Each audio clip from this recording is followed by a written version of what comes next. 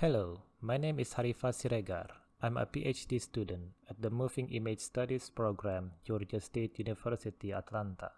I will speak about a US semi-documentary film produced in Indonesia in 1956 and archived in the US National Archive and Record Administration (NARA) with local identifier number 3064958. The film is a house, a wife, and a singing bird, or Rayuan Alam, directed by Miriam Butcher, featuring Indonesian stars. A joint production of State Film Studios of Indonesia for Produksi Film Negara (PFN) and the United States Information Service (USIS). This film was the first color film produced by the PFN, as it depicts traditional Indonesian lives and Indonesia's successful fight against malaria using scientific methods helped by the US involvement. This is the first scene of the film. We watch the typical image of the tropic, paddy fields, landscape with mountains in the background. And here is Amin, our main character.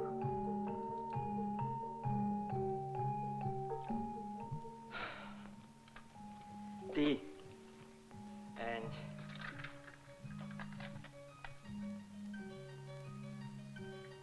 well, just tea.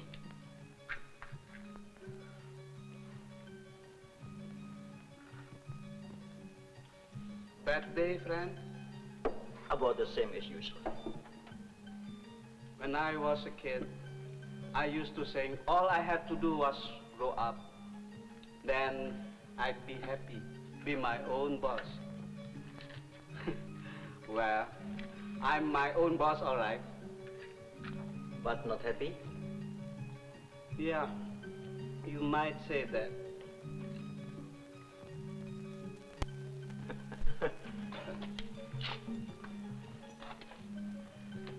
Coffee. I want money to buy things, like a motorbike maybe. Motorbike? Why not? Remember Mato used to come in here? I saw him today. He got a job. He has a motorbike and a fine shirt, yellow silk with palm trees on it. You all talk about things. Things can't make you happy. You have to have something different inside. Something to change the way you are now for something else. I remember one night in Jogja, 8 years ago. We were fighting then, fighting hard. The important thing is we were all working for the same thing, to get free and stay free. We are free, but inside we are different. We don't know where we're going any longer, or maybe this just. I don't know where I'm going, or what I want. Maybe not, son. But right now, will you take me to Chawas? Chawas? Yes, of course. Amin spoke about the determination he had during the Independence War, the revolutionary time, when he and his friends were fighting together for a common purpose. But now times are changing. Money to buy things. Possession becomes important. But not for Amin. He still maintains those ideals of working for something higher, although that willingness is killing him. In that scene, we see how the camera worked to emphasize the central role of Amin. It changes from medium shot of the warung to the close-up of people inside, as they attentively listen to Amin's speech. The camera is suturing us with Amin's plea, with the value he holds and weariness of the future. This is one of the main points the film offers to us, about the struggle of individuality and society, how things and values are changing during a very difficult time.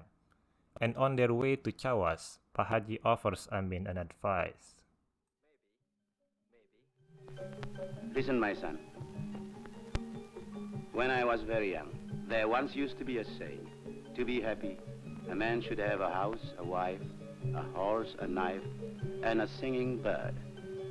I have had all those things, and one way or another, they all help me to be happy. I think it's not that simple for me. A house, a wife, a horse, a knife, and a singing bird are the things that make Pak Haji happy. For Pak Haji, Amin should search for those things too, and happiness will come to him.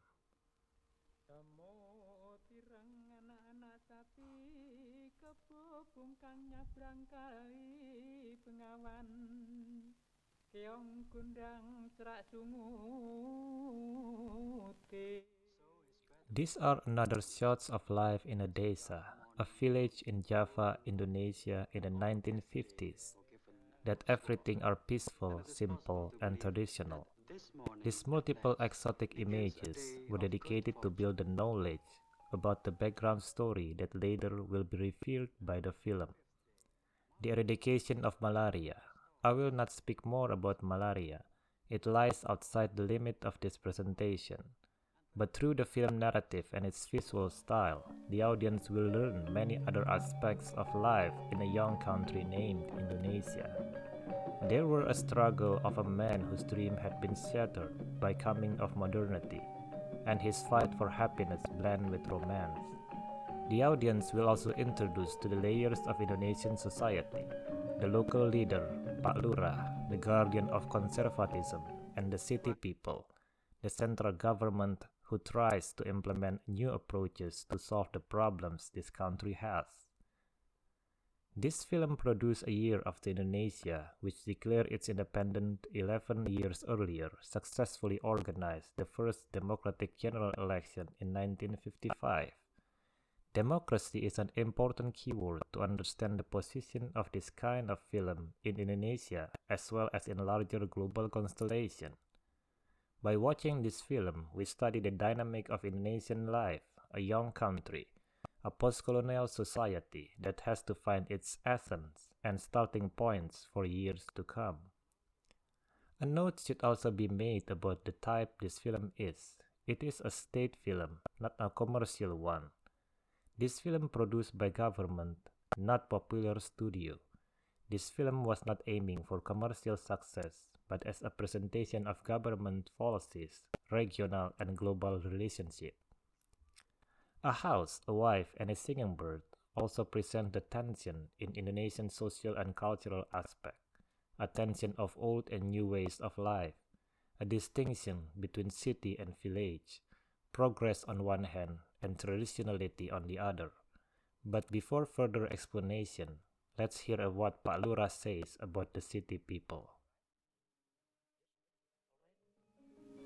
These city people, always something new. We have kept Mojo a good village by keeping to the old ways.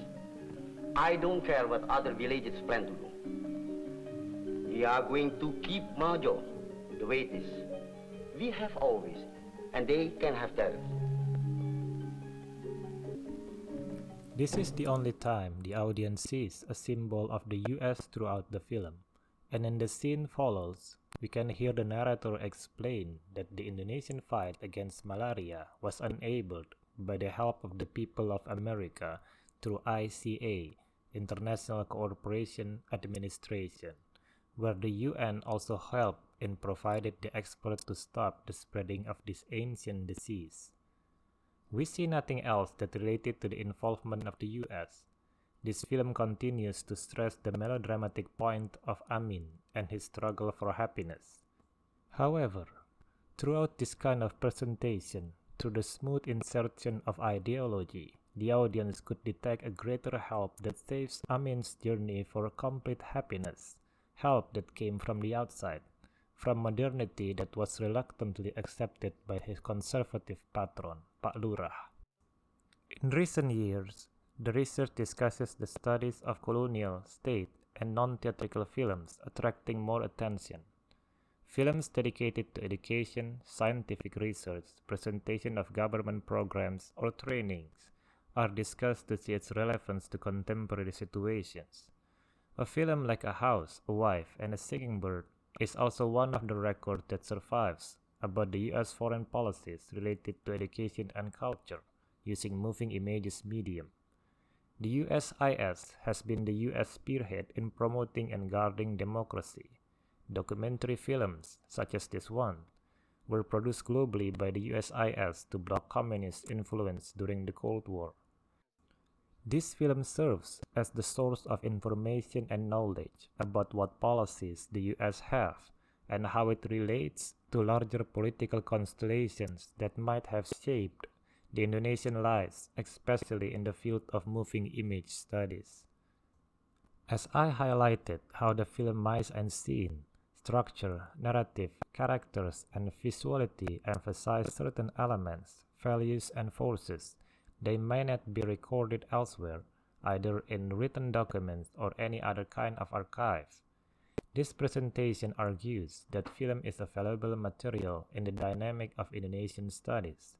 Film made by the government, the USIS, and PFN during the Old Order and New Order plays a significant role in shaping the historical experience related to many aspects, including bureaucratic matters and ways Indonesian national cinema positioned itself in later days. Understanding this dynamic is an important step to open dialogue concerning the US and Indonesian relation and Indonesian studies disseminated specifically through popular culture made by the state.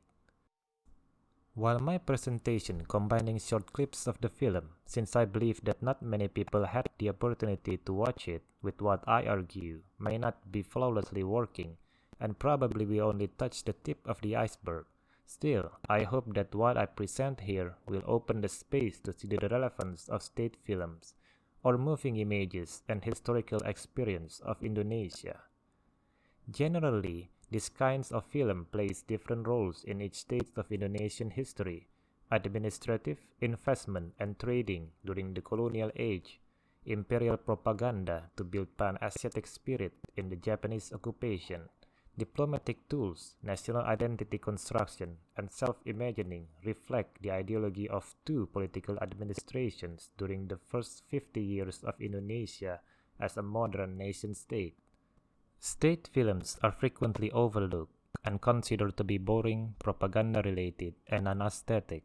While that argument may be 100% correct, but inside those repetitive, dull, and ordinary images, there are things that we can excavate to investigate the dynamics of popular media and social-cultural phenomenon. The neglect of state film studies is unfortunate, since in a post-colonial and a post-authoritarian nation such as Indonesia, the colonial and state films were to leave preeminent traces in directing, shaping, negotiating, and affirming the course of national identity.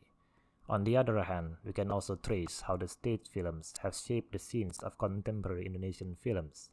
My presentation, then, is aiming to provoke those ideas.